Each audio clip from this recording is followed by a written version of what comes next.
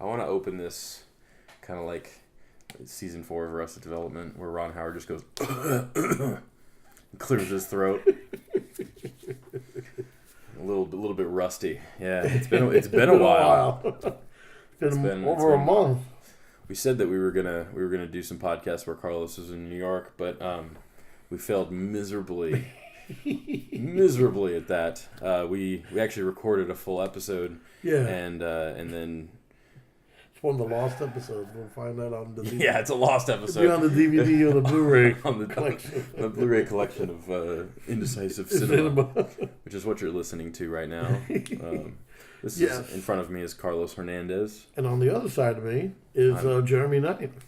Jeremy, what's going on? I miss you. I haven't seen you it's been almost 6 weeks now. Yeah, jeez. Yeah, geez. You could have built a baby. Busy. It's like crazy. Right? Like, I don't know about that. I think they take a little bit longer than 6 weeks. Well, you know what I mean. It's what I've been told in school. I should build. No, yeah. We could have built a baby in that amount of time out of Legos. But listen, a lot of stuff has happened in 6 weeks, so we have a lot to talk about. That's for sure. We do. We've got a lot of movies. There's no real structure for this podcast. We've listed a couple of reviews. We have 2 new-ish movies that we're going to talk about. Yeah. One is the new movie, or not. Again, it's an independent film, so it came out in L.A. well before we got a chance to see it, or I did. Called 71, the year 71. Yeah, and then you're gonna cover Kingsman, which I have not seen, yes, and like I said, old-ish movies, especially if you're listening in LA. Yeah, right. But that's the newest stuff we've seen, and then we're gonna recap because we've been gone. We didn't get to recap the Oscars, and now you've seen have you seen all the nominees? Obviously not like foreign and stuff. Not like all. That. I didn't see Theory of Everything, but okay. Which sucks because he did win the award, which it's surprising. I still haven't seen Theory of Everything. Oh, either. You haven't either. Okay. But we're going to talk about. I've seen all but 2. I still haven't seen American Sniper and Theory of Everything. Yeah. You've seen pretty much everything, but American Sniper and Theory of Everything. So we're going to cover those, and then a movie that Carlos thinks is the best film of the year. We'll see. I haven't seen it, so I can't really argue with you. But Carlos is going to review it, and so we got a lot of stuff to talk about. Briefly, we're just going to recap where we've been for 6 weeks. I mean, I've been home. I've been here in Houston, just trying to make my business work, and doing all that. I've been pretty busy, but you have been on the other side of the continent. God. I've had a crazy past 6 weeks. Yeah, not for good reasons. Yeah, I had to fly to New York. My father had terminal cancer. He started out pancreatic, went into his lungs. Yeah, first week was good. I spent a good time a week with my dad, and then the second week was bad. He suffered, but he passed away on February 26th, the day before Leonard Nimoy, which I thought was interesting. And while I was out in New York, I got to become my old self again. I was there for 30 days, which was. I mean, after a while, I was like, I could have lived there. Live here, yeah. I could have went right to the DMV. Said, "Here, I've been here 30 days." And I was actually going to do that just to be a sneaky bastard. But they take your Texas one and cut it up, so I don't want to do that. But what you were going to say? You said something. Or? I was just saying, how long has it been since you lived there? I lived there, or should I say, I moved away in July of 2011. So it's been 4 years since I've been. I haven't known you that long. I met you in 2012, probably. Yeah, something like that. Yeah, you were just a young pup, still doing the still a little baby football. But I must have still been in high school. No, but I loved you all the time because I knew you knew film. We talked, and you were like, blah, blah, blah. It made John jealous, and I love you, John. You're my baby boy, but I think he was jealous of that. Well, for those of you who don't know who John is, one of my best friends. He's the one that introduced me to Carlos. Yeah. And then now we get to compete for each other's love. Well, I miss John. I've seen. I think me and Jeremy have formed a good friendship, also a working relationship. But I rarely see John, and every time I see him, he's like my baby boy again. He's like, we go right back to Dillard's. But I love him, and and while I was out there, I got to actually see a lot of film, which was good. New York is great for having, you throw a rock anywhere in the city, you're going to hit a movie theater. Within 100 yards. Yeah, here in Houston we got a few, and they don't show good stuff. I mean, Houston shows, the hits, We'll talk about that in a little bit when I talk about 71. I mean, we get stuff so late. It's unfortunate. I mean, I've been trying to see It Follows, which really only opened last week in LA, so technically we're not super far behind. Yeah. I've been searching all over the city for a screening or something for for 2 weeks, trying to see when it's coming to Houston, because I knew it's not going to be in theaters long here, and I'm just really excited for that movie. But still, and that movie opened up in New York first. It opened up February 25th. It was premiering at the Lincoln Center. That's a month ago. Yeah, and I had an opportunity. They had a small movie, so it's but what was it? Dino De Laurentiis's Canon group, the Canon Film Group. They had a marathon for a week, and they were showing like their classics, and you could pick 3 of the films for $10. And It Follows was one of them, and that was a brand new film. And $10. And I chose. You could pick how many? You could pick 3 films out of their 24 film series. Jeez. I chose Gremlins director's cut. I also had It Follows and 10 to Midnight, Charles Bronson's great film, and that was the day for my father's passing. And Lisa never showed up to New York. We were gonna go. But I mean, I would have seen It Follows a month before everybody here in Houston got to see it. But no. Houston needs to step it up. We're like a backwoods over here. I finally found a screening of It Follows this Thursday at Alamo Draft House. Thank you, Alamo Draft House. You're going to go see that one? Yeah. I hate you. Where? Where? It's the one in Katy, so it's like an hour. You're gonna, I saw that one. I'm gonna drive for it. I've got the girls, but I told Ron this. We got. I'll go again. No, we're definitely gonna. I want to see it. We'll see, unless I hate it, but I can't. I can't imagine that trailer's genius. Anytime like a horror film gets above like a 50% on Rotten Tomatoes, people are like, and obviously that's a percentage of how many people like it, not necessarily how good it's going to be, but anytime the majority of people like it, especially in the 90s, it'll be a favorite of mine, of the year, just because I love horror movies. I love the actors. I love genre films. I mean, I can't, And it's funny because the minute they compared to The Cabin in the Woods, one of my favorite, alternate horror films, if you want to call it that, or hipster horror films, that was a great team, great writing, great acting, great directing. So I look forward to seeing It Follows. And it looks really creepy, but also looks... And I love Micah Monroe. Yeah. I don't know if that's how you pronounce her name. I think that's right. But she's cute. She's adorable. Yeah. She was in my Scott Pilgrim. Not the best film of the year, but my favorite film of last year, The Guest. She was in Guest. And she was fantastic in it. And that's another genre film that I really, really love. And so I'm really excited for her. I think she's a great actress. I think she's going to do a lot of cool stuff. Yeah. And I'm really excited to see it on Thursday. So that we'll discuss that next week. Or maybe we'll go at some point. Or maybe we'll go next week and see. I don't know. We'll see. Because I think Thursday is the only day at Alamo Draft House. Mondays were off. We got to go. Cell phones. We forgot about cell phones. That's Delano Dunn calling in. That's right. The originator of the Dunn and Dunner show, Delano Dunn, says, "Okay, I need the details about time and stuff." He actually will appear on next week's show. I mean, that was gonna be a big spoiler alert, but now that you heard the beep, it's over. One of Carlos's old time friends, will be calling in. It's gonna be a technical disaster. I got a great story. We were talking about this show. All my friends, they love me and respect me enough to listen to this show. All my friends love me. They do. I mean, and we actually, I went to Delano's house. His wife's best friend's boyfriend was having a little birthday thingy, and as we sat there, Delano's mom, Diane Mang. Oh my God, Diane! I wish you were watching the show. I know you heard one of the shows, but I wish you listened to it every week. If it was a real. It's a podcast, so you should listen. I'm doing you a shout out. She brought it up, and she was like talking about the show and saying that she thought it was very good and she enjoyed that. And everyone was saying, it's funny, how you and Delano didn't do anything like that. And I was like, what are you talking about? I said, me and Delano started that thing, the Dan Dunner show. And then... For those of you, let's explain the Dunn and Dunner show for those of you that don't know. I know what it was, but I don't even really know a whole lot of details about it. We've discussed it a couple times. But the listeners, the 0 listeners that are listening to this podcast, the two people that might tune in weeks from now, they surely don't know what it is. So feel free to... or maybe they do. Maybe they're from New York and they know. For you New Yorkers, if you remember in 2008 and 2009... the Whitney Museum had an art show for their biennial, and Lee Montgomery, the David Lynch of radio, actually got free reign to open up a guerrilla radio station. Lee worked for NPR, and one day, me and Delano were in the loading dock talking about, again, movies, as we always do.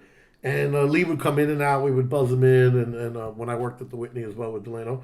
And right before the show opened, he was like, you guys are magnificent. He goes, why don't you come on the show? And we were like, what? For real? So, I thought it was kind of cool that we'd become part of the art piece. And yeah. I'm doing air quotes. And for those of you that can't see. Can't see.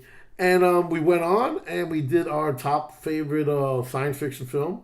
And it was a hit. And after we left, the people were calling in to the radio station saying that they enjoyed us, so they brought us back next week. And from the beginning of the show to the end of the run in the Whitney, we actually do the show every week. And we did our top 5 faves. We did fast food, we did movies, we did TV shows, we did books, we did comics. Little highlights. Sam Jackson walked across when we were doing the top 10 superhero films, and we ran after him trying to get him on the show, and he almost killed us. But it was good. In front of a taxi. He ran he came by, and I'm like, he's talking about, oh yeah, and I really like Sam Jackson as Nick Fury. He can run. I thought he had glass legs. No. So literally, I was like, oh shit, that's Sam Jackson. Cane. We ran outside, and he started running for me because I was a big hulking dude. But it was a good time. What are these guys trying to do to me? I know, right? So after NPR did the show, we did the show for a good while, and after that, we actually, Lee hooked us up with a producer who wanted us to do a TV version of it, and we shot 5 episodes, and Delano went through I don't know what you want to call it, midlife crisis within what he wanted in his to be. 20s. Yeah, he was an artist. When I met Delano, he was an artist, and he's a great artist. I love his artwork. And I roped him into this show. He never did acting of any kind. Not that we were acting, but we were great together. And after about a year, he finally one day he called me and said, I just don't want to do this anymore. And I was like, I was just so devastated because I was like, we're having a TV show. But it wasn't in him. And after we just finished, believe it or not, The Watchmen, which was our last show. We did The Watchmen, 2009. That was it. The shows never aired. We were on Brooklyn Cable News, Channel 31 in Brooklyn. They had some of that. So we showed them there. We burned out the episodes, but never what we could have done. So my potential, died that day. But Delano Dunn, he's still doing his artwork. I saw his pieces when I went to New York. They're magnificent. And we were talking at what do you call that place? Heartland Brewery down in Times Square. And he kind of got jealous after his mom brought up the whole thing that week before. And I had Danny Derschlag. She hates being called Danny. Danielle Derschlag, who's Anna's best friend, his wife Anna. She also talked about, she was like, oh, that would be great for you guys to do it again. And we just sat there just going back and forth about film, and everybody was laughing. And we automatically slipped back. And he says, well, tell Jeremy that I'll be honored to do a show. And that was it. So just texted him today, and he's excited to do it next week. And it's going to be fun. I think Delano's a really great guy. You gotta hear him. So you should tune in. You gotta tune into this show. It's the reunion. It's like the table. It's when. Oh, I'm sorry. It's when. What's his name? Go give me. What's it? I don't know what you're talking about. Garfunkel. When Art Garfunkel walked out to that stage and met Paul Simon after 7 years, it's gonna be that, bro. Actually, is it? Is it gonna be that? Is it gonna be that? Well, listen, I can play guitar and he can sing, but no. But yes, I'm very excited about this, and I'm glad that Jeremy is actually going to let us play around with each other again, and no pun intended. Phrasing. Phrasing.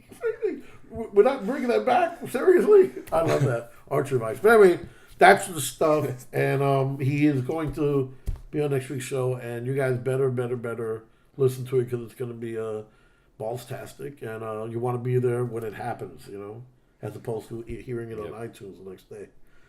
Yeah, you need to be sitting on the couch in Carlos' Everybody apartment, comes to my house and listening. Live. Lisa wants to do that. Lisa says, "Why can't you let us sit here so we can be a live audience?" I was like, "It's not bad, but yeah. Set up." I don't think you'd hear them in the background. I know, right? Well, they could come up and talk in the mic one at a time.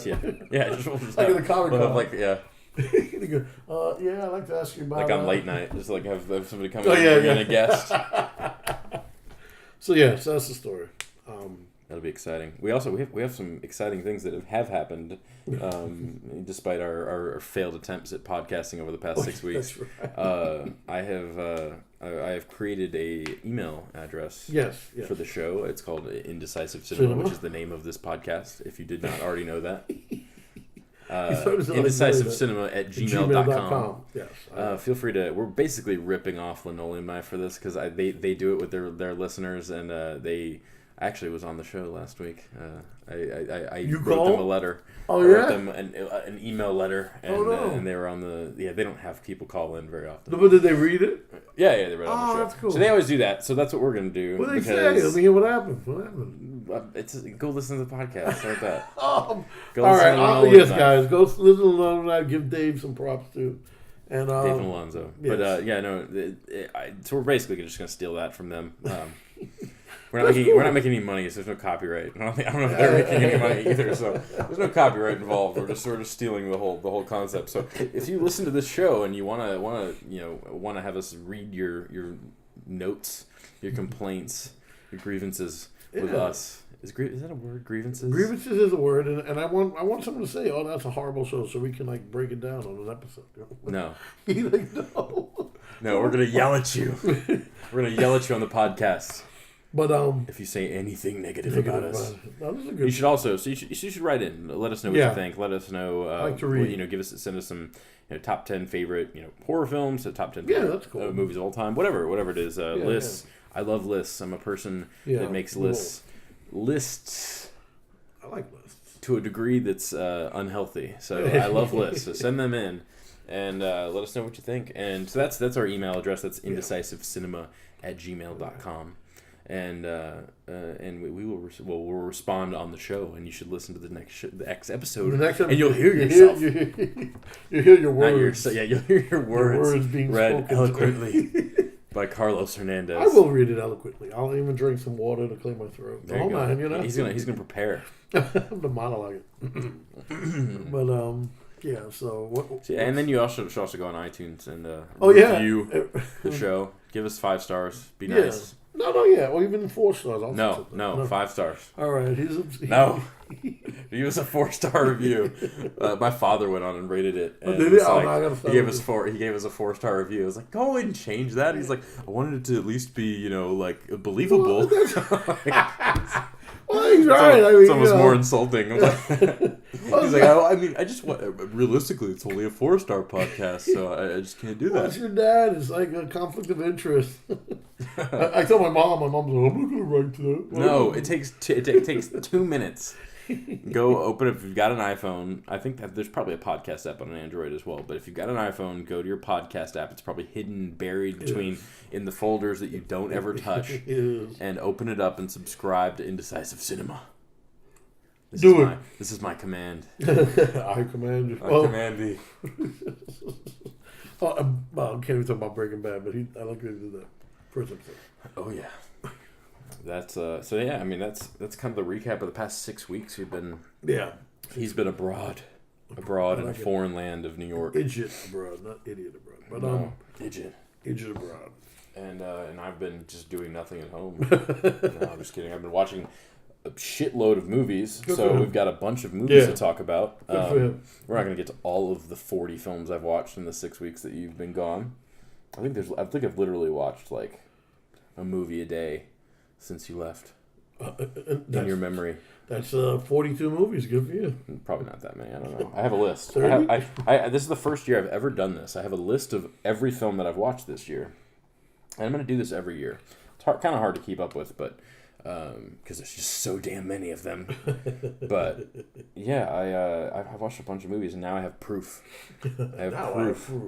No, I mean, it's not like legitimate proof. Nobody's fact checking these. It's not like your mileage every year through the friggin' IRS. But it's proof that I've watched these movies, and so we've got a lot of stuff to talk about. We're gonna briefly talk about movie news. There's not a lot that I really care to talk about, other than 2 trailers of note. I haven't talked to you since the Pixels trailer came out. Yeah, no, we haven't. And then also the Mission Impossible 5 trailer.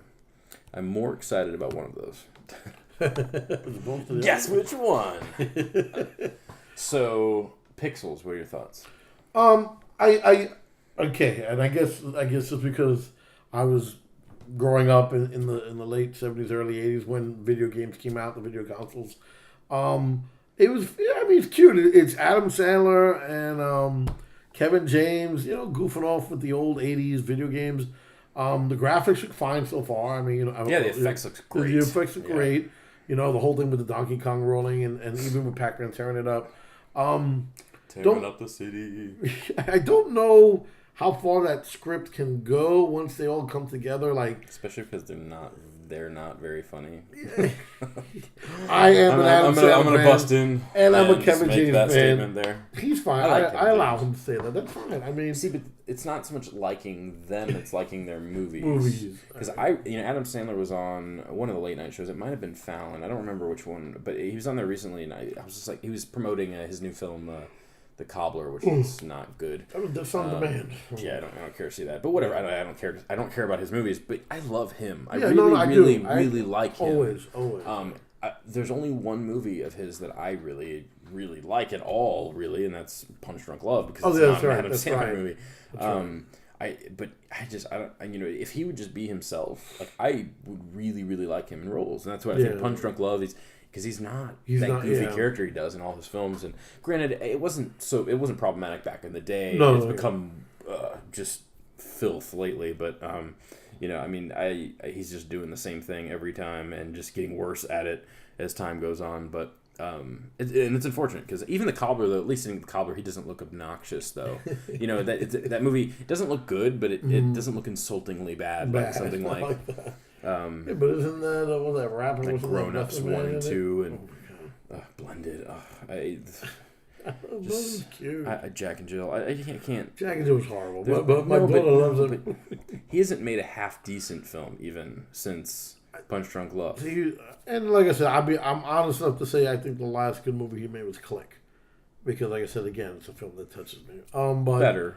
I still don't really like it that much, but I understand why people like that one. Yeah. Unlike Grown Ups or any of those. I forgot about Grown Ups. Those are horrible. I mean, Click I understand though. I would say that's one of the better of the mediocre films he's made in the past decade, but other than Punch Drunk Love. But yeah, I don't know.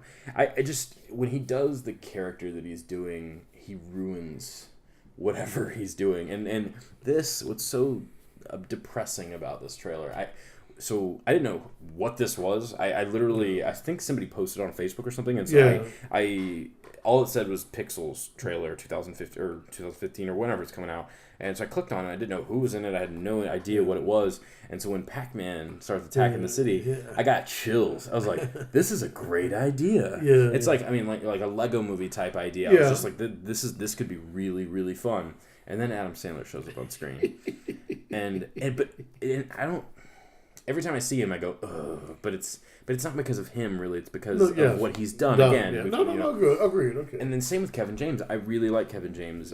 Even like King of Queens or whatever. I like him. I mean, I don't love that show. Mall Cop 2 comes out next month. Boy, I'm gonna go camping out at my local theater for that. Some will. Maybe not. Whatever. But yeah, I mean, I like Kevin James. I like, again, I just think they can, with poor direction, poor scripts, which has been all they've done lately, I just think they can take a great idea and ruin it. And you know who is great? That Michelle Monaghan is in it. Yeah, I adore Michelle Monaghan. I think you dig her? Like her? I just think she's adorable. She is. Regardless of her I think she's a good actress, but I don't know that she's like an Oscar winning. I don't know that she's like an all-time best. By any means. I don't think she picks good enough roles. I don't know if it's because they're not offered to her or whatnot, but she is adorable. And anytime I see her, I'm really happy.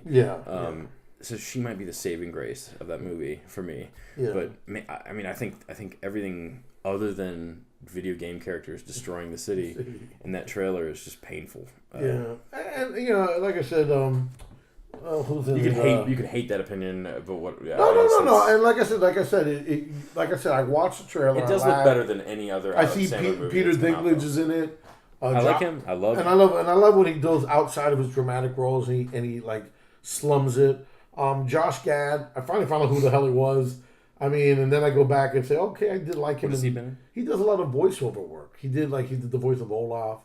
He did in Up. He was the kid. So it's like I say, okay, I do like this guy, but not as an actor. And then he's got the new show with Billy Crystal, the comedian. Oh, him. Okay, that's okay. And he was in the I didn't know Wedding his name, Ringer. but I know exactly. What so you're now talking he's in this, and he's got that kind of I don't say observational humor like Jerry Seinfeld, but he's kind of like that. He talks until the joke comes out. And I mean, whatever. I mean, I probably will see it. I'm not gonna lie. I got kids. That's gonna probably be a movie they want to see. But like you say, it doesn't look insultingly bad. I don't. Yeah, it looks like there's an who wrote it? If it wasn't Tim Herlihy, who writes all of Adam Sandler movies, it's Adam Sandler himself. So I mean, whatever. I mean, they're not great writers per se. So whatever. I mean, it's all preference, obviously. I mean, comedy is something that. It's different for everyone. And so I have no beef with anyone that likes any of his films. No, of course not. I just think some of them are unwatchable, but that's just me. Yeah. This looks much better than any. I have more interest in seeing this than anything he's released. That he's done in the past 5 years. Yeah, but that's purely because of the video games. Yeah, exactly. That's what excites me. The graphics of the video games look exactly like they did back then, and then they're like big in real life, 3D. So. It looks like it'll be. I will go see it. Yeah. Unless it gets a 10% or something, everybody's like, "This is the worst film of the year." Him and his Rotten Tomatoes. I have critics. I have critics I trust. So I know. That's more. But I go see movies if I want to see them. But if they tank miserably, that does change my opinion because money is involved. I am not going to see these movies. I'm not for free. But because I got kids, I'll go. Critics. And I'll be mad that I wasted $100 in the movie theater. But I mean, if it's bad, if it's don't good, buy popcorn. I try not to, but the kids. But yeah, that's Pixels. And then the other trailer is the better one. The better one I thought it was Pixels. No, is for those of you keeping track at home. Is what's his name? Tommy Cruise's MI5. Tommy Cruise is MI5. Impossible 5. And it's called... I don't even remember. Yeah, right? It's not important. It's called something. But anyway, I dug it. I dig trailers from Mission Impossible. I still don't... I'm sure... And this is my only beef with it. It's also a positive, though, I think. But I don't know yet. We'll see. I'm sad that Brad Bird is not coming back. And I know it's because of Tomorrowland. I'm sure that's why. Because he doesn't do lots of movies at once. He never, he'll work on a movie for 3 years, and that's all he works on for 3 years, probably. Because he doesn't release films that often. But I am kind of sad that he's not coming back. That being said, great choice of director. At least I hope. I think because it's the director of Edge of Tomorrow. Yeah. Which I think is just a fantastic action film. I really think it's great. And I think that's a perfect choice to fill in. Just kind of it has that he can nail that humor and that that fun that Edge of Tomorrow I just think has. And I think he's a perfect fit. Other than Brad Bird, that's my only kind of drawback I have on this trailer, but it looks pretty good. I'll just say because I unfortunately lost my cable and I've already told that story, so I didn't see. As it was called when it was released on video, Live, Die, and Repeat. It's... I mean... you can find it for like $10, pick it up and watch it. Yeah, because I know you liked it, and I was kind of shocked. I can fully recommend that to anyone. You dug the Tom Cruise film. I think it's... I've liked a lot. I actually really like Tom Cruise. No, so do I, but old Tom Cruise, like Magnolia Tom Cruise, and I see. I don't have a problem. Tom Cruise, Born on 4th of July Tom Cruise. And I've never fallen off with him, actually. Well, no, but I mean, there's some movies that I didn't dig in the middle when he was all crazy, but... Of course, but Mission Impossible Rogue Nation, as it's called. Okay.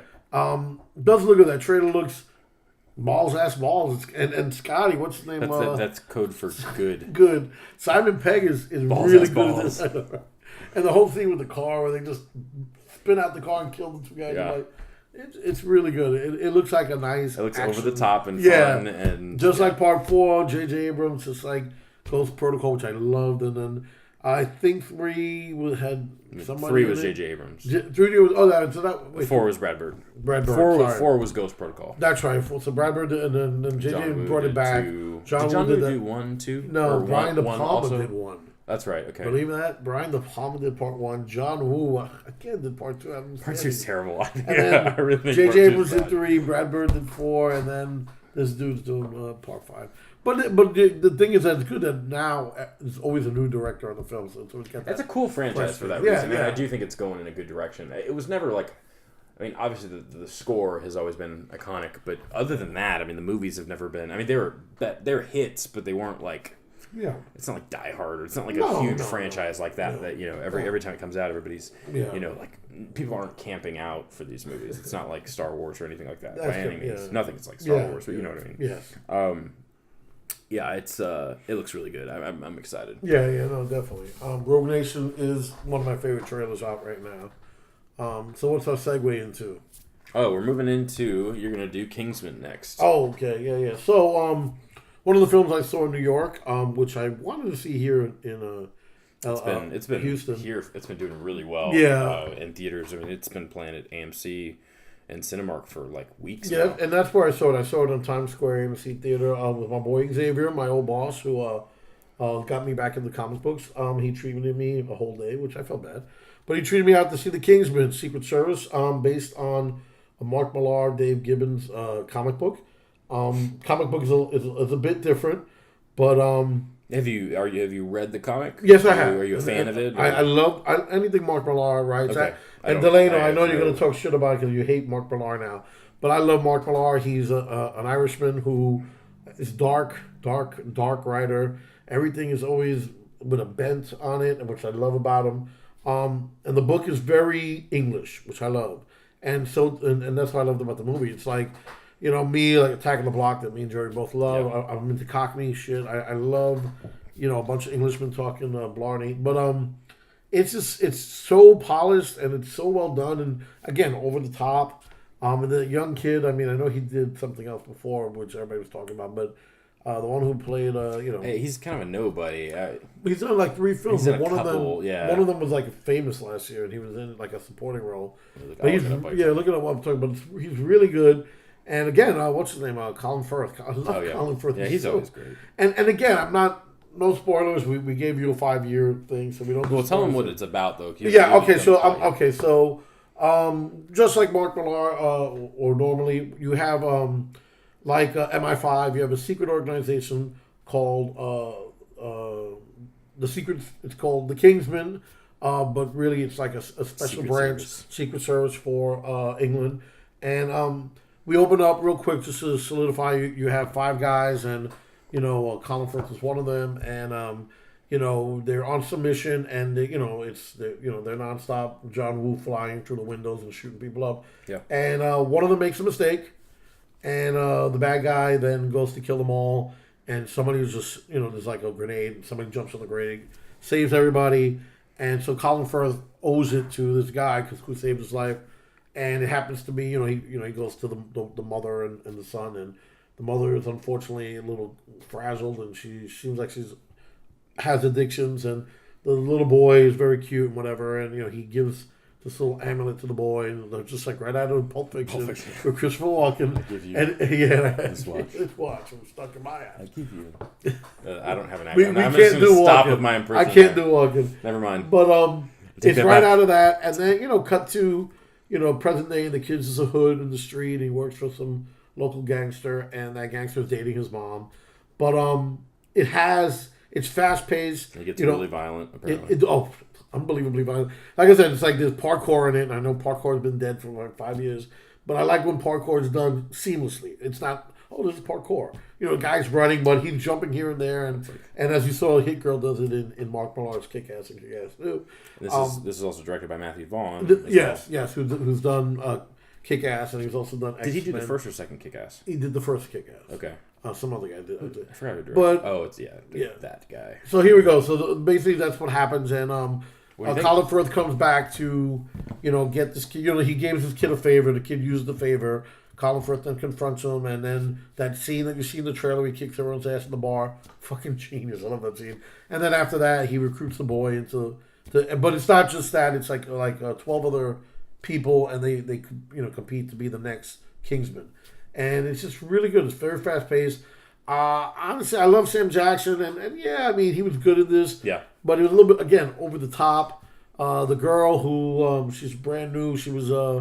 I think she's native of some country. I don't know if it's like Aboriginal country, but she was in a movie last year where she played. It was an old timey movie, or what do you call those pieces? What do you call them?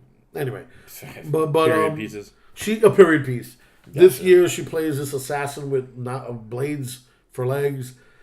Again, over the top. So but the person who plays Gazelle. Gazelle, yeah, okay. she kicks everyone's ass, and it's good action. It's like you go to this movie not to see Colin Firth in the King's Speech. You're going to see this movie with nonstop action. Everyone's getting their ass kicked. There's fighting. There's it's like a James Bond movie, and it's just really good. And it's making fun of James Bond movies. Definitely making fun of James Bond movies, but then also like the taking it and turning it around, by adding new shit, and it's like which is what a movie that's either paying homage or poking fun of needs to do. It needs like to. homage. I should have said homage. You can't just copy in reference or in look at that. Yeah, you have to also be good at what you're doing. Yeah, like Scream, the Scream series. They took the genre, poked fun at it, but then they flipped it around when you're like, holy shit, that's really original. It's really good.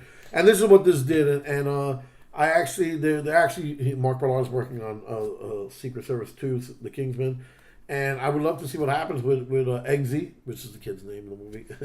And I would love to see it. And again, not that it's a spoiler, but it's just like, at one point, like, Eggsy doesn't have any more weapons. So it's like he's fighting with whatever he's fighting. And I thought that was really cool. I mean, we've seen it before, but it's very creative weaponry. And he's fighting this nonstop killer girl, which, she's like mean. And so it's really fun. And I have to ask you about two scenes that have become pretty controversial since the film got released among critics and among audiences. There's a scene involving a church shooting. Oh my god! You don't want spoilers. What do you want me to say? Well, this is more of I'm asking. It is very dark. This is in the comic book. Yeah. And basically, what happens is. So let's not go into details. Okay, but this is what happens. It is it is dark. My question for it is it. I love violence in movies. And does it go too far for you? I mean, no, because you know how I am. Yeah, okay. Like I love like the Raid and Raid 2. I love that fucking John Woo flying through the air, killing a million guys. Well, but that's before you land on the floor. Yeah. But with this, it's different because that's all for fun because all these are bad guys and you're a good guy. Yes, and my question is... The question is that, unfortunately, even though the people in the church are kind of mean-spirited, and like I said, that's not giving much away, that they're like actually part of a hate group. Mm-hmm. They're all innocent. Like a Westboro Baptist type. Yeah, there's innocents, there's children, there's women, and it's... I mean, I won't say it's a spoiler or not. One of the Kingsmen is caught inside, and the whole point is that there's some type of almost like 28 weeks later, which is not given 28 days later, which gives away a little bit, but it's like a rage virus type thing, and the Kingsman is also set loose in this church. Gotcha. So you should imagine what happens, and it leads to the character. Character when he comes to. I have no opinion of this. I have not seen. But it, so I'm glad you brought that up because I didn't even read anything about it. But you're saying there's some type of controversy. Oh, a lot of people. A lot of people checked out at that scene. But it is extremely violent. So you would recommend it, but just with an asterisk by it saying if you're not into that scene, just know that there's some scenes in this movie that may now offend that you brought it up, I didn't even know about that. Now that you brought it up, I'm kind of like, holy shit. There's also another scene involving a joke about anal sex, I believe, that a lot of people were like, "Oh, I'm done" at that point as well. Like I said, I've not seen it, but I've heard it noted in every positive or negative review of this movie. So I'm laughing at it. Yes, that's a funny scene, very funny scene. Again, but you're into twisted. You're okay with the twisted No, humor. because like I said. Remember, I read that as a comic book. So when you read comic, it's a comic book. Mm-hmm. But then when you see it on the screen, it plays differently. It plays differently, and like I said, people are stupid. What are you worrying about? But again, it's not like it's. So would you say that the church scene is more problematic? If now that you say that, and in hindsight, I'm thinking about. I'm like, holy shit! You're right. I could see where that's really messed up because it's true. Women and children are murdered, and it's, oh my God, I mean, you talk about buckets of blood. I mean, it's an action scene where there's blood splattered every single place in every shot. So, yeah, I mean, I can see now because the church, But again, maybe you liked it enough to because again, and maybe this is the spoiler, but the church is home to a hate group, and so honestly, there are bad guys. Now, women and children should be murdered? No, but like I said, because of something I mentioned before, is why every man is for himself, and it's very violent. But again, I would be more. I agree that scene. I would say, well, you know what? Don't. It's a PG-13 movie, which is surprising. Is it? No, it's not. No, it's R. It's rated R. Yeah. Okay, because it's a hard R. All right, yeah. Then nobody should be going to see it. No little kids should be going anyway. Yeah.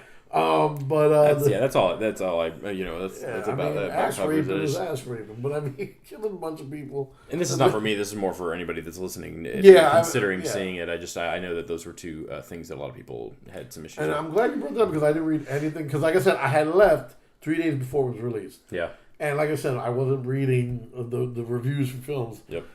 In New York, the Village Voice gave it a small blurb saying, "Nice action packed, very well done, close to the comic book. Go see it." Mm-hmm. They didn't say nothing about the Westboro church type scene.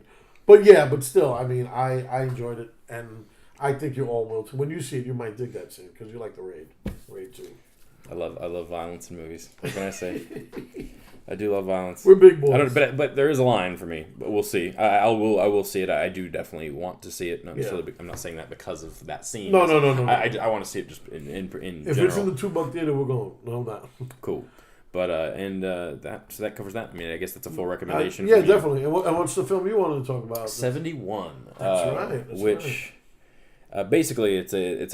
I don't know if it was a British film or it's a film that stars all British actors for the most part, but it's set. Well, I don't know. That was an odd intake there. Just like choked on air, but no.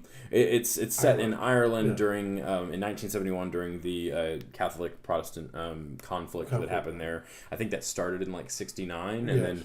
This was a particular incident in these flats. I forgot the name of the flats. It's not super important, but these particular flats that are like kind of the home base of one of the more violent groups. I think it's on. I forget which side it's on. To be honest, I've literally researched that event several times in school. Isn't it part of the Belfast? And it's the Belfast. Yeah, and it's just a big violent sequence, like years of just protest and just hatred towards these two different groups and clashing factions. And so you had people that were like really extremist about it, that were just super incredibly violent. And I only think like 10 people died or something like that. It wasn't, but like a lot of people were injured. It caused a lot of destruction. It was really, really bad deal. And this is a movie about a British soldier that gets sent to Belfast to. I think they go on like this kind of routine home raid. I think they raid like a Catholic house in order to find some weapons and things like that, and it all goes wrong. And the main character Jack O'Connell, who I just think is I think he could be one of the greats eventually. I think he's just one of the most talented young actors. Him and Miles Teller, I just think are going to be something important in upcoming years. And he plays the lead, and he gets. Separated from his troops, or from the group of people that he's with, other group of soldiers, and basically has to survive the night in these flats. And these men are chasing after him, trying to murder him. And it's one of the best action films I've seen. It's incredible. I think it's really just a terrific. And you just said action film. Is that what you? Well, action in like the war sense. Okay. Like in like it's like it's a brutal war film. It's a war film. That's what it is. He's a soldier. It's that kind of violence. It's shot Saving Private Ryan style. Just kind of that shaky cam, but not like too much so. But like just every shot has some shake to it. And it's incredibly well shot. I think it's got just some really brutal, not necessarily graphic sequences of violence, but like really shocking, just horrifying sequences of violence that I think are memorable from a filmmaking standpoint. Just really shocking and really effective. But I think it's all held up by just a great performance from Jack O'Connell, who he starred in an Irish prison drama called Startup last year, which is on Amazon. It's outstanding because of him. Like him and Ben Mendelsohn are in it, and it's great. I love both of them a lot. and Jack O'Connell, he's so charismatic, but he can also be like in this one, it's more of a physical role. He doesn't have. I mean, he's running from people, so there's not a lot of dialogue. He's by himself a lot of times, and so he gets to kind of act with his face a lot, and then act with just kind of the physicality of that performance in it. It's really impressive. I think it's especially coming from Startup, which is more of a charismatic role. I mean, he's really violent in that movie. He's like plays a violent prisoner, but he's also really young and kind of I don't know. Charismatic is really the best way to describe it. I mean, so this is a total change from that movie to this, and I think it's just really impressive. And I think this movie this and Whiplash are two movies that literally I had a physical reaction to. Like it was like shaking almost, just because of how like into these movies had been, and I just think I went and saw, okay, part of this is I do have to fully disclose that I went and saw it at the Sundance Theater downtown, in our theater district in Houston, and it's the nicest theater I've ever been to. It's the first time I've ever been there, so I was like super excited. I was excited to see this movie. The seats are like super wide, and you have like a foot on each side for your armrest. For real. Basically, and I'm sure there's plenty of theaters that are like this, and Sundance also has theaters all over the place. Yeah, I've never. So I think the ticket with the fee was $14, which is. That's what I paid for Inherent Vice, bro. Dang. And that's not cheap, but you know what though? And I think it is cheaper though during the weekday, because the ticket was like $9, and then they have like an amenity fee, and on Saturday nights it's the most expensive. Because I think it's probably like $11 though normally, which is what you're gonna pay at Cinemark or AMC or any of those. But there's no lines because you have to pick your seats, which is good and bad, because if you're going with somebody, basically one of you has to eat the ticket, both ticket costs and buy the seats together, which kind of sucks. But that's what I had to do with It Follows. Yeah. And I didn't even have somebody plan to go with me yet, and I had to just buy 2 tickets because I knew that if I booked now, who knows? But what's nice about that is there's no lines, because you know where you're going. Everybody knows what seat they're in and everything, and they're paired off though, so you have like I would say 10 or 12 seats in each row. They're smaller theaters, and they're in pairs of 2, and in between those there's like a kind of a small table. It's about 4 feet wide, and so you have like all your cup holders, and there's like 4 cup holders, and so there's like 4 feet of space between you and the person. Shit, so you're sharing a paired seat with somebody.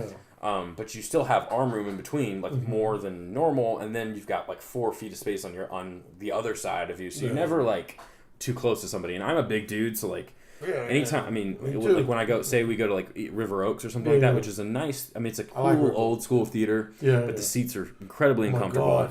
Or like the Dollar Theater, those seats are horrible, and then even AMC doesn't have the seats don't go back. I think they're renovating and they're redoing that. Because Cinemark is the only comfortable seating. Cinemark's pretty good, but you have to go to their XD really to get the nicer seats. But their seats are okay. I mean, I dig them.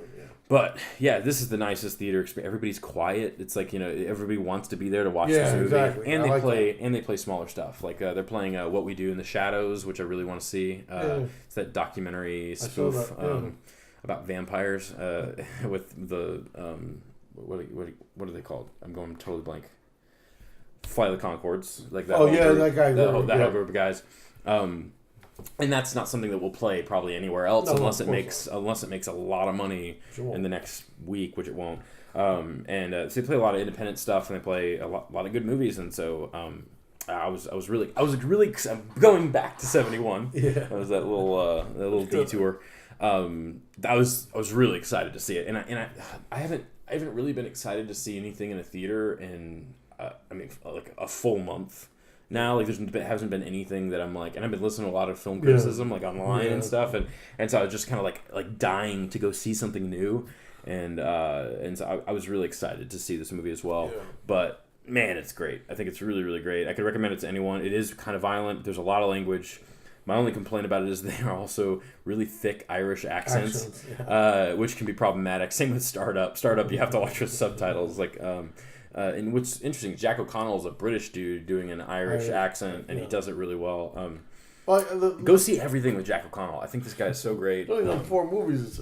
I know. So go see all of them. I still haven't seen Unbroken. I want to see Unbroken. Too.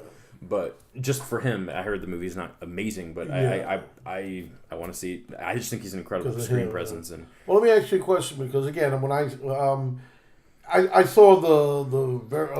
went to the Angelica to see Inherent Vice. 1450.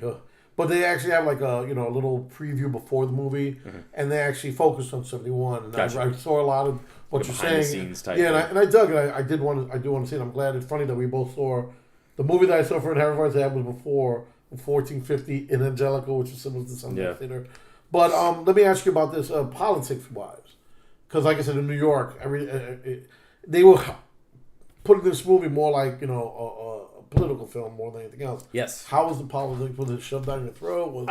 The ending is a little bit, but it's also so the way this movie doesn't end on a good note. Yeah. And I'm not saying that from it's not like the people die in this movie. That's not. It's not a spoiler necessarily. Yeah. There is a political angle to the way it's kind of not anti-government so much, but anti-war, It's very negative, like very, very negative. But that's I like that. I don't know that I necessarily agree with it necessarily. I mean, I don't have a problem with it by any means. I would say I'd probably agree with it more than disagree, but I think it's at the very least a very interesting way to end a film. And it's not like a last shot or anything like that. It's just kind of the tone of you don't walk out going, great, I feel happy. It's like when you watch like Full Metal Jacket or something like that. You're just kind of like it kind of leaves a bad taste, but in a good way. And actually, there's another film that I saw recently by Claire Denis called White Material that ends on like a really dark, negative note, and you're just kind of like, that's different, That's and I can't fault it for that. I mean, and it's not offensive. I don't think it's offensive in any way. But soldiers might have a problem with it. That would be the only thing. I could totally see that. That's interesting. And I think that's a fair argument. Yeah. But I think the movie has so much to give other than that, and it does. I mean, the sequence that I briefly mentioned earlier about the raid and that they do the raid to find the guns is reminiscent of Ferguson in a way that interesting was it made the scene I think that scene is one of the scariest scenes in a movie I've seen this year for sure. And it's kind of a scene that I almost wanted in Selma. It's a little bit it's more violent and it's a little more aggressive, and the way it's edited and the way it's shot, it's the whole time you're thinking that honestly, because this isn't a spoiler, but I thought an explosion was going to happen at any point, and that's partly because of the great filmmaking of this. I think this movie is really well made, and so like you're just kind of really tense the whole time, and that didn't happen, but I still felt like it could happen at any moment, and just the tone of that scene is really rough, and I think because of the protesters that are there, they're throwing stuff. They start throwing rocks, and like you see some people getting hit with rocks, and it's not graphic, but it's like the sound effects and stuff are really just rough. And this movie's it's rough, but it's in a way that I think that's kind of what I wanted out of this movie. It's like like Saving Private Ryan or something that's kind of gritty, and it just leaves you on your seat in a way. And I don't say that very often. I mean, the other movie I can think of is Whiplash, where I was just kind of like really unsettled by it, and can't wait till we talk about that one. But yeah, I think it's fantastic. I think you should all see it. If it's not on my top 10 this year, my top 10 list at the end of the year, we're gonna have a really great year if that movie's not on it. So go see it if you can. If it's only, like I said, it's only playing at like 2 theaters in Houston at least. I'm sure you can see it anywhere else though. And it'll probably be on demand soon. And just to say a thought I had while you were talking before we got. Remember, 1968 to 1980, the Easy Rider Raging Bull cinemas, no film ended happening, and that's, I think, the greatest time in cinema from 1968 to 1981. I mean, I think you could argue whether or not it caused any change. I think it did. It did. But you could argue and social. But that's what I mean. I mean, I'm that guy. I believe in those years, and any film that talks about something as dark or truth or whatever is a movie that moves you, because if you leave the theater and you're like, I think that's all relative. Yeah, per person, but I mean, to be fair, but yes, but me and you are the kind of guy that we walk out of a theater with, and if it makes us talk about it, then it's done its job. If we, like we say, when we see Pixels, we're going to walk out. Even if you hate it, honestly, even if you hate the message. Yeah, you know, I mean... I would reference Killing Them Softly, which came out last year. And a lot of people had a lot of problems with that movie, but I happen to like it just for this... If nothing else, I don't necessarily agree with it, but if nothing else, for the balls to... Yeah, and you could argue it's a little heavy-handed. That's different. That's a different argument, but just to be able... And same with Selma, you know? Like, Selma's a movie that's like... I have to give it credit for just the ability to not hold back. I mean, we did a review of Selma. I do think it's a little tame, but you know, for the most part, though, it's still tackling a topic that's really relevant and important, and that's something that I think we need. Yeah, definitely. And there's always a place and a time for it. I think movies, though, is a good way to do that. The Oscars are not. I don't think I don't necessarily disagree with anything that is I don't necessarily disagree with anything. For instance, Patricia Arquette said or anything like that. I don't know. That was a great speech. I agree with that. They got Meryl Streep dancing in the aisles. But I don't know that that's a place to do it. and movies are a place, though, to do Kim that. Basinger was the worst for 1990 and Do the Right Thing when she talked about racism. You know, you got this tall, beautiful white woman talking down about white people for being racist. And again, that's another not time, place, but one of his most memorable speeches in the Oscar history. I mean, it happens, and like I said, the whole, and I cried too. I mean, Captain Kirk cried, I cried. But that whole, when they sang the song, very very moving. Yeah, the Glory Road, beautiful, and after that I was like, damn, I want to see Selma. And it's funny because you're right. Yeah, I mean, it made me. I really liked Selma a lot. And I think it's a very good movie. I think like something like 71 has that grit that I kind of wanted from Selma. I wanted it to be a little more realistic. Not that it's unrealistic. I think it held back a bit to be PG-13, which is fair. It's a fair reason to do that. That was PG-13. It was PG-13, which is, and that's my only complaint with it. Yeah. I wish it was more like a 12 Years a Slave or something like that doesn't hold back at all. Because I'm a fan of hard art. I'm a fan of, if you have something to say, say it in the best way possible. Yeah. If that means NC-17, I don't care. I got you. But that's just me. I agree with you. Should be everybody. And if you disagree, I understand. And that's okay. You can write emails to us or text us. Yeah, absolutely. Yeah, if you disagree, I mean, please don't call us idiots. I mean, I would say you can. You might. They might. You might. Maybe you totally disagree. That's fine. I mean, I wouldn't call. I just know that I wouldn't call you an idiot if you thought differently. So that's 71. I think we're in a state where you said that soldiers might have a problem with the film, and you're talking about current soldiers. Yeah. And like I said, I wanted to say something else when you said that because New York, unfortunately, very liberal, and they're more for F this and F that about the war, and so the soldiers unfortunately get a raw deal. So hey, I mean, if this movie, which is funny because now I'm saying, I wonder how well this movie will do in a state like Texas, it's not playing anywhere. I know, the Sundance Theater. It's not a big enough movie that I don't think people will like. It's got a 95% on Rotten Tomatoes. Everybody really likes it. I'm not going to say love. I love it, but I think it's making some buzz. But I think it's just because it's an effective movie. Whether or not you agree with the political message of it, I don't think it's super ham-fisted. There's a shot at the end that I understand. I would understand somebody going, oof, if you don't agree with it. But I don't think it's whatever. That's a no. And we can't go into spoilers with that. So agreed. But I think I've said. I think if you've seen the movie, I've said enough that you would understand what we're talking about. So I fully recommend 71. With an asterisk saying it's a hard R. Don't take kids to see it. I think it's really unsettling too. I mean, there's some scenes in it that there are a lot of people going like covering their faces and stuff like that. I mean, I'm used to that, but still, I still was like really really tense throughout it. So don't give yourself a heart attack. Would be my only complaint. But maybe I'm overselling it. But go see it. I think you should see it for sure. And that's 71. Go see everything with Jack O'Connell as well. I can't reinstate that enough. The sequel to 300. Not that. Don't go see that. Watch him in it maybe. I don't know if I've only seen bits and pieces of that, but So what's next on our agenda? What's next? We can briefly talk about the Oscars. We're at an hour now. Yeah, so. but We're not going to cover TV today, though. So yeah. I guess we're not going to cover that. There's only 2 shows that I was really interested in talking about anyway. So we're going to just kind of recap the Oscars real fast. Yeah. So since our last podcast, I've seen Imitation Game. And that's it. You've seen all of them. You saw like everything. You saw Birdman, in Whiplash. New York. I saw Interstellar first, then because it came out in November, and then Birdman.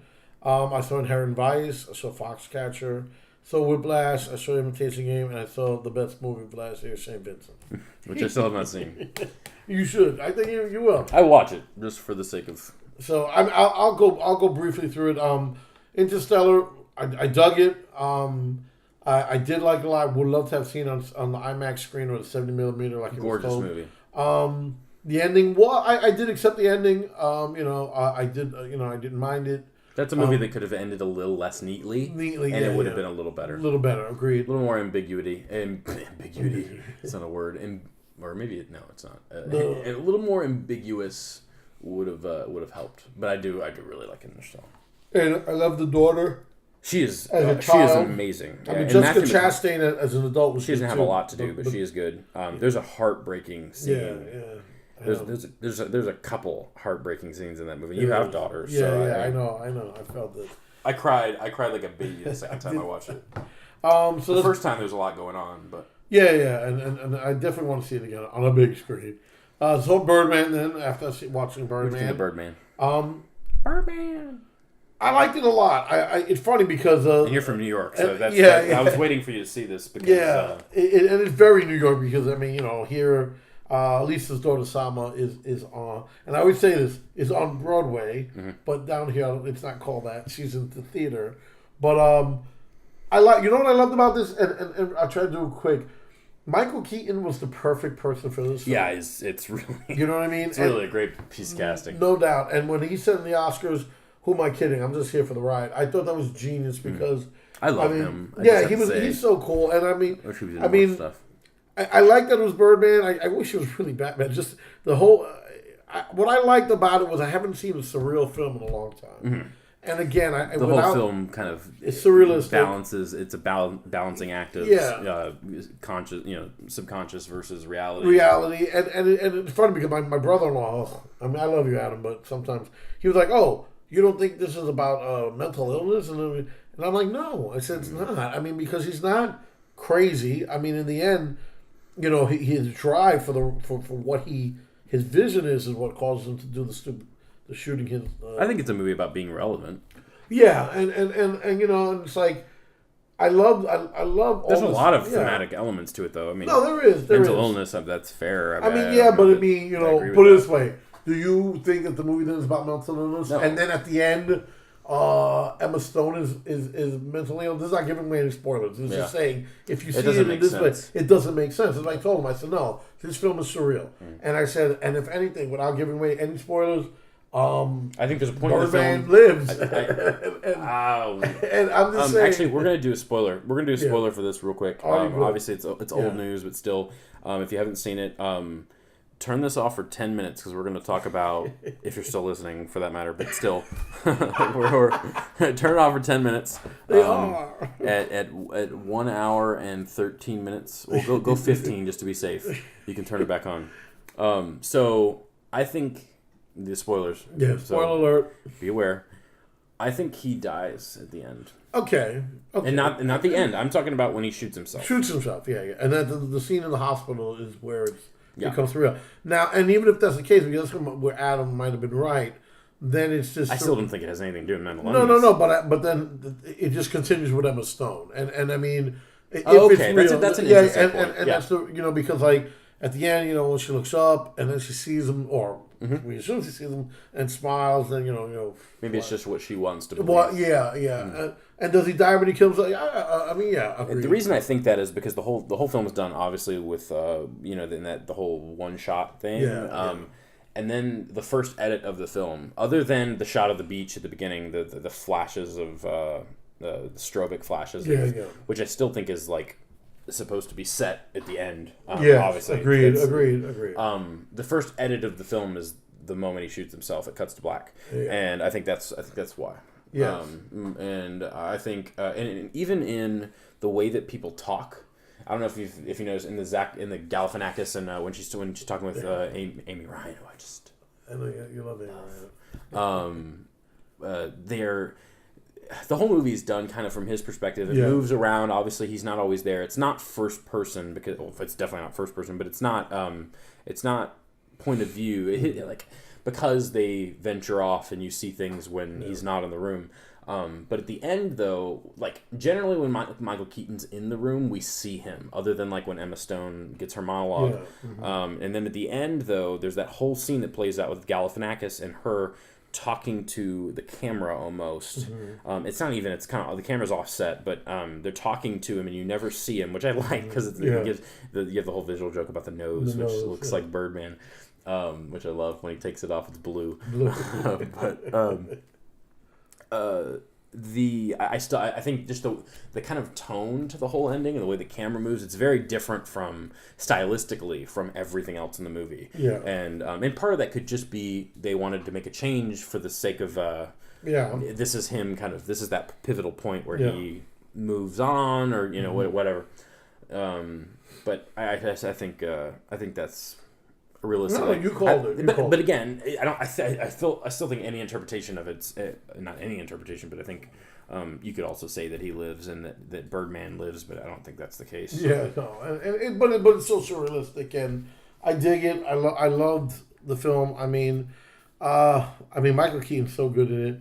Emma Stone, I love. Everybody's really great. Edward Norton is like, oh my god, I want to smack him. That's how good he is. But this is one thing. The melancholia with his character is interesting. Like, he's got some depth, and he's only in the movie for like 15 minutes or whatever, and maybe a little longer than that. This movie, it's a balancing act with this cast and with everybody involved. And I think it does a really great job, and even Amy Ryan, like all these little supporting roles, have some act, and that's a great script though, and great performances. Yeah, no doubt. But really a great directorial piece. I mean, that's really great direction. He deserved that Oscar for that. I do love Linklater. I would have been happy with if Boyhood winning director. I think this is a better movie. Yeah, I agree. And I think it's a better directorial piece as well. But yeah, I don't love Inarritu that much. I really kind of hate Babel, but I do like Amoros Perros and Beautiful isn't very good either. But this is a great movie. I think it's kind of cold. It's really negative, but it's very good. It's very good. Yeah, and what else we got here? We have Whiplash. Yeah, I know you want to talk about Whiplash. I like Whiplash a lot, and again, I mean, I know that was your favorite. You loved it so much. I think it's the best film last year. And Miles Teller is magnificent. J.K. Simmons, oh my God, he deserved. He's so good. And I agree that Miles Teller deserved. He is really great too. He was good in it. Yeah. I mean, this was a strong year, though. I understand why he didn't get nominated, but I think he's. It was very good. I was like, It's a hard one to kind of critique, only because it's so traditional. Yeah, and it's like, and it's something I like a lot about the movie. It doesn't have. It's not a big story. It's not a story that we haven't seen before. Yeah, I know. It's like I'm thinking. It's just done really well. Yeah, because it opens this, then he's in the class, and what happens, and then it's almost over. Then the movie's almost over. But I love that little end because it could have ended a bunch of ways. It ends in an interesting place, and it does. And it's like what happens. I mean, no, I don't know if we're doing spoilers for this one either, but. We'll just talk about describe it as the last shot. J.K. Simmons does to Miles Teller, and it's like me. Everybody was like, "Holy crap!" But then the way he recovers, and he takes it back, and he takes everything back, which I thought was cool. It was such symbolic, taking back my life, I'm taking back my music, I'm taking back my genius, I'm taking it all back, and it was really good. And J.K. Simmons, and again that was kind of surreal at the end, where I didn't know if he was like, "Oh, this is my death." I think that's exactly what it was. Yeah, right. And that's why I have chills right now thinking about it. I love the last two shots of this movie. More than anything, I think the last scene of this movie is one of the most cinematic things I saw last year, and that's why I love it so much.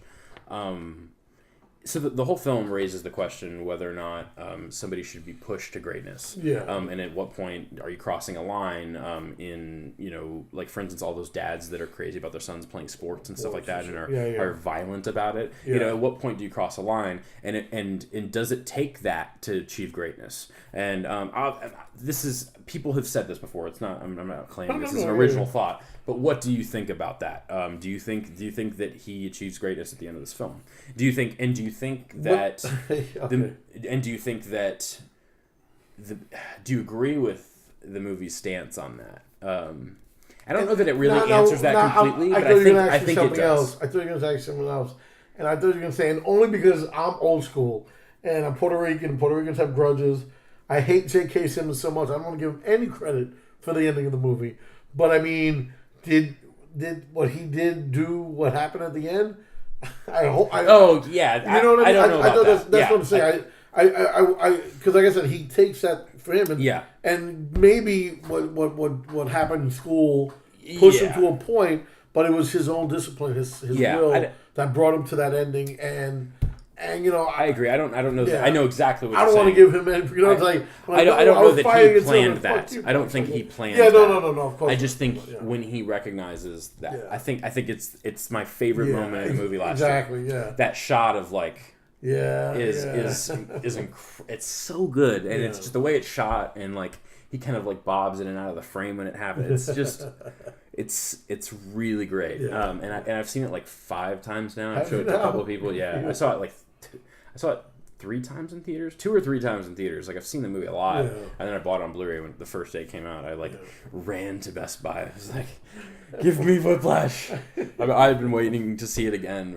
Actually, I bought it on Blu-ray and then went and saw it again in theaters the same night because they were still playing it. I love this movie. I love music though too. I really love jazz. Like I'm not. I am, by no means do I know a lot about it. I'm trying to find out more. Good for you. You should. Jazz is going back great. to some of the old stuff, but I just, and so this movie kind of just works in so many ways for me. But and I think it's a movie about a kid who's trying to be great at something, and I just love it. And that scene at the dinner table when he's talking with his parents his family though, the whole with the I think it's so great. I think it's really good. I think the performances are good, and like I said, it's a traditional movie. It's not showy necessarily. It's really simple and straightforward. There's one car scene that's kind of silly. Yeah, it's well done. There's no doubt about it. I don't think there's. But it's good to have in the movie. I think you need it. Yeah, because it goes to show you how much this kid is. Yeah. It's a little silly, but it is because I'm like, no way, and then he's like, he still makes it there. Yeah. It's a little ridiculous, I would say. It's the least grounded thing in the movie. It's that whole sequence. But I just think it's an incredible achievement, and from a technical standpoint, from an editing standpoint, I'm so glad it won the Oscar for that. Just really glad that movie exists. So, I stand by that as is the best film of the year. I understand why it didn't win Best Picture. Yeah.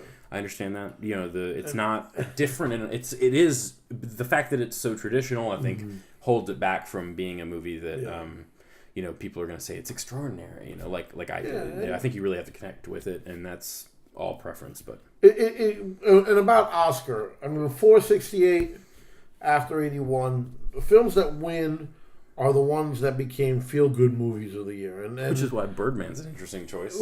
But I'm saying right now the only reason why my favorite movie of the year is because it wasn't nominated. And I mean, when you look at the film, and I can't wait till you see it. I mean, I'm looking at all these films. You're talking about St. Vincent, and I'm talking about St. Vincent, yes. And it's like I look at all these movies, I'm like, you got Birdman, great film, surrealistic film. Can you bring the kids to see it? No. Whiplash, great freaking movie, great acting. Can you bring the kids to see it? No, you could because it's about the. But young again, kids, at the end, it doesn't make it doesn't like there's so much stuff happens. Yeah. Again, a movie like Foxcatcher. I mean, no, Foxcatcher didn't get that. Dreary. It is really dark. Yeah, and then. That's what I love about it.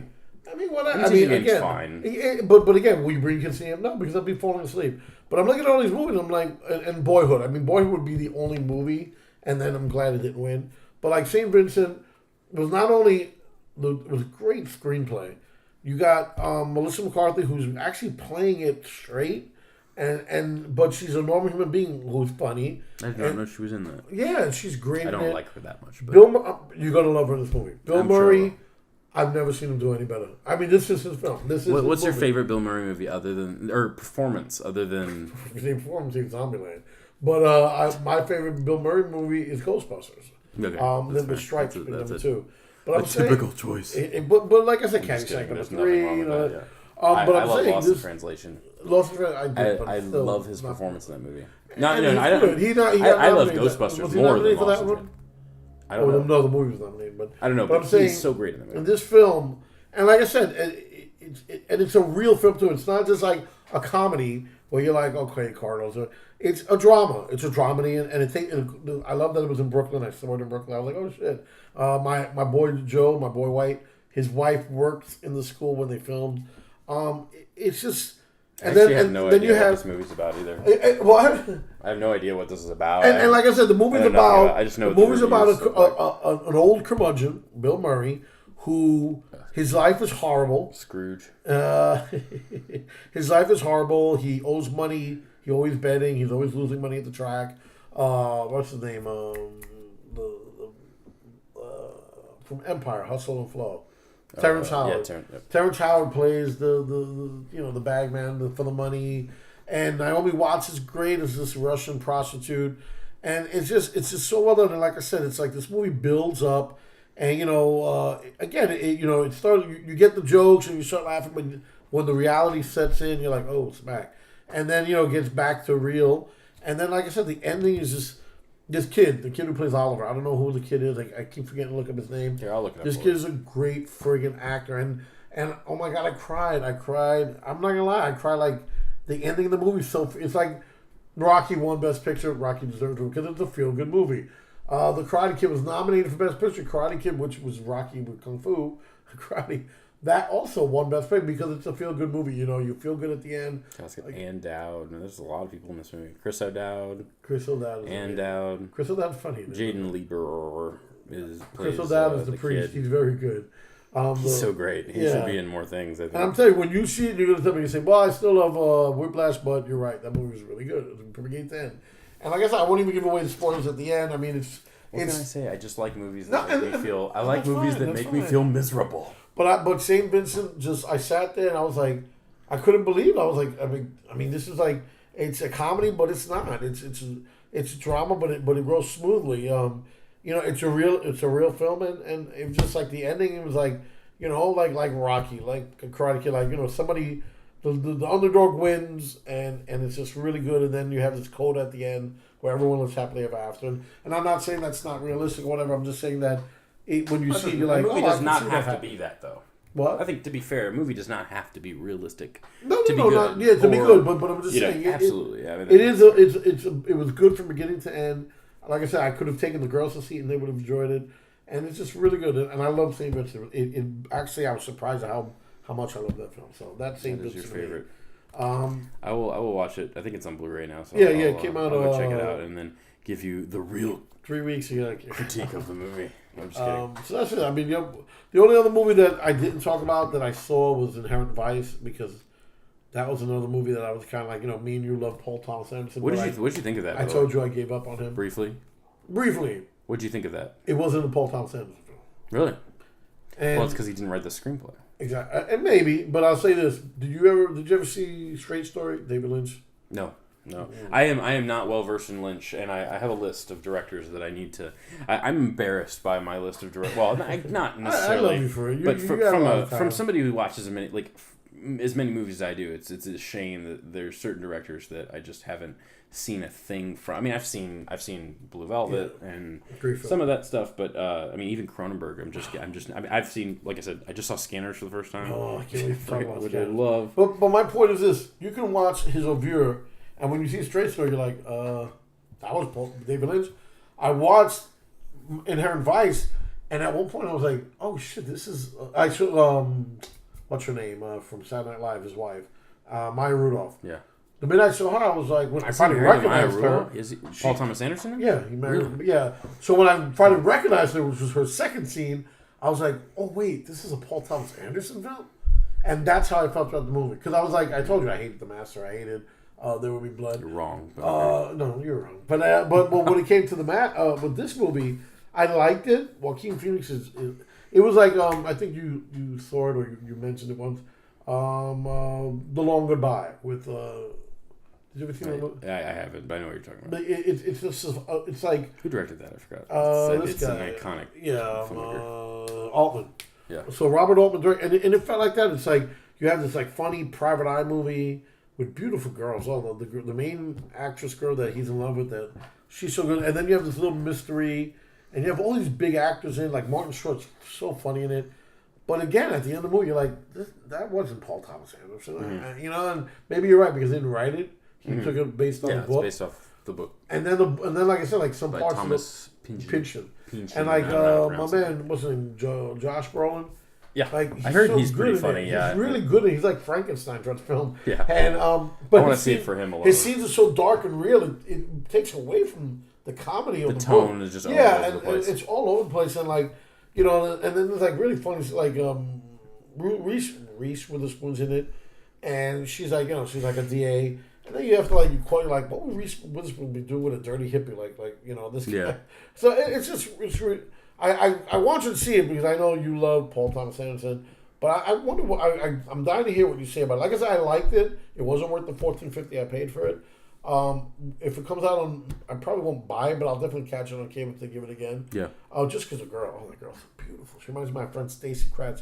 Stacey, I love you, baby, but. I'm not shouldn't be thinking of you naked, but that girl looks your face on her body. I was like, oh my god. Anyway, that was the creepy thing about the whole movie. But it was again, it was good, but it wasn't like laugh out funny. It didn't feel like a Paul Thomas Anderson movie. There's something off about it. Yeah, and when you see it, I want to hear what you have to say about that. Yeah, I will. I'm so sad. That's another one that I just totally missed. I was busy. They gave it here for like a week or something. Yep, it was here for 1 week and then gone forever. Gone forever. And it was unfortunate because I would have liked to see that. Definitely. The movie I do want to see because of you bastard. And I couldn't see it in New York. The Babadook. I chased it. Every weekend I chased it and nobody wanted to stay up till 2 or 3 in the morning. I would have stayed up till 2 or 3 in the morning to watch that with you, bro. I know you would. I got every night, like my friend Davey Chuck Wilson, who I tell him about the show. I'm thinking, hopefully he hears this episode. He wanted to see. He was the only one. We got to see Babadook. Even Delano didn't want to see it. And unfortunately, it's so great. It was showing at 12:45 in the morning in the theater that was close by, and he couldn't. I can't wait to see that movie again. I know. I was like, we should talk about real quick the Babadook DVD, that box. Oh yeah, they have this awesome box set. Oh, I can't wait to get. And it's got my favorite cover that I've seen in a long time on a Blu-ray. Yeah. It's like this red. It's blood red, and then it has the Babadook, like just like a little tiny Babadook character with its fingers like stretched out. It's awesome. And then when you open it, it's a pop-up book. And that's so fucking good. So man. awesome. Yeah, I will certainly buy that when I get my hands on it. I mean, I haven't even seen the film, but you'll like it. No, the trailer. You know what I did every night at my mom's house? Is how creepy and stupid I am. Yeah. My mom has Time Warner in New York, and every night I went watch the trailer before I went to bed and shat myself. And I watched the Babadook trailer, and I wanted to see. So that trailer is great. That's one of the scariest it's a terrific trailer. Trailers, and I said, even if the movie isn't that good, the pop-up part of the I know. Yeah. And I said, I'm going to buy it first day, and I want to get that one, which me and you're probably going to fight for, because I don't know who's going to have this thing. Because it's like, I don't know either. I think actually Fry's will have it for sure. You sure? They have. Yeah. Or I know you can get it on Amazon. Yeah, you know what does? Shout Factory's doing it. Actually, really? I haven't purchased anything from them. I need to They're cool because they have things like the Papa Bug. Are they the ones that did the House of the Devil release? Yes, and that had something in it too. Like it's a VHS. Well, it's a VHS. That's right. Yeah. Because I think that's them. I don't know. Maybe not. But the problem with those, they're like $30 for. I don't. Just like I bought Borgman from Alamo Drafthouse, or Drafthouse Films, not Alamo Drafthouse. The production company, which is, I think, attached to Alamo Drafthouse. I don't know, though, for sure. I have no idea how that worked. But Borgman is so great. You should see Borgman. If you have not seen Borgman, we did a review of it. So it was like $30. But it came with a full-size poster. It's like a 27-inch by a 40-inch poster. Yeah, full-size movie poster. And it's such a great poster. Let me see if I'm going to pull the photo out. Because Shout Factory does that all the time. But yeah, you get like a digital download code as well. It's great. It takes up so much space on my wall, but it's such a gorgeous that's looking freaking poster. cool to have a movie. I used to buy movie posters from. There's the poster. Ooh, yeah, it's the real deal right there. It's Borgman on the cover. It's Borgman on the cover, and he opens up his jacket like somebody would if they were trying to sell you some sketchy items. Steaks. And then it has this little daisy chain of paper mache people figurines strung out with it. It's really terrific. What's the movie next to it? This poster. Oh, that's a video game. Oh, okay. It's the highest rated. I'm like, what? Yeah, it's BioShock Infinite. John's talking to me. Oh no, John's calling into the podcast. I love him. I want to see you there. He keep calling me, talk to me during my father's thing, but I said when we get back, we gotta hang out. I want to hang out. So that was the Babadook on DVD and Blu-ray. And Borgman. Check out Borgman. Yeah, got a big poster that took up a lot of his wall there. Yeah, I'm not gonna be able to buy. I'm out of space for posters. I was gonna say, what else are you gonna do now? Yeah, because it's a huge poster, man. Can you put it on? I mean, it's like legitimately like if you hung it from your ceiling, it would come down more than halfway down the wall. Yeah, it's like that's a real movie poster. Yeah, well, of course, but like in a room though, it's freaking huge. Because normally they're like the ones you buy off Amazon and stuff, they're a little smaller, and then you have like the Walmart ones, which are even smaller than that. Yeah. I always like the ones that are like the step down from that. And then it comes with a digital download code. Alamo Drafthouse Films. Sorry. Harry Knowles is a genius. They've got some really cool releases. Like they re-released Miami Connection, which is just amazing. It's a horrible film. It's a horrible cult film. A stupid movie. Oh, it's so stupid. It's terrific. What are you talking about? And they have like a really great because it's got a really great poster. It's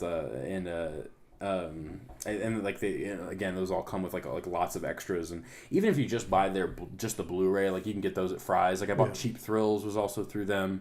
I gotta go to Fry's. I never go to Fry's. Fry's sucks, but yeah, but you say they have Fry's totally sucks, but yeah, they do have those kinds of films. Yeah, that's not and sometimes they're kind of cheap, but sometimes they're not. They're not. I'm trying to think what all I own from them because they also did The Act of Killing, which is a great documentary that came out last year or 2 years ago. Draft House, they've got a lot of cool stuff, and they're not cheap, that's for sure. No, of course not. But they've got a lot of good content. Yeah, they're up there with Criterion, but they only have like 40 movies, so they don't have as many films to kind of pick from. Yeah, I love Criterion. Borgman is a great little set, a lot of cool features, and go check out that movie. It's so good. I think it's really, really great. If you like that kind of like Michael Haneke type. Or I would compare it to Dogtooth, which is on the poster, but that's a great comparison to this movie. Dogtooth. It's so good. So, yeah, we had some other things that I was going to talk about, but that we're nearing an hour. We're right at an hour and a half already. Yeah. Next week we're going to discuss terrible films, and I'm excited about it because I love bad movies. You do. And I have a new favorite that we'll be discussing next week on the podcast that I already purchased on Blu-ray because it was worth it. What? And I'm it's the one that's sitting on your counter right now. Oh, that's right. You gave me two. It's called Insecure. it's not insecure. It's N-secure.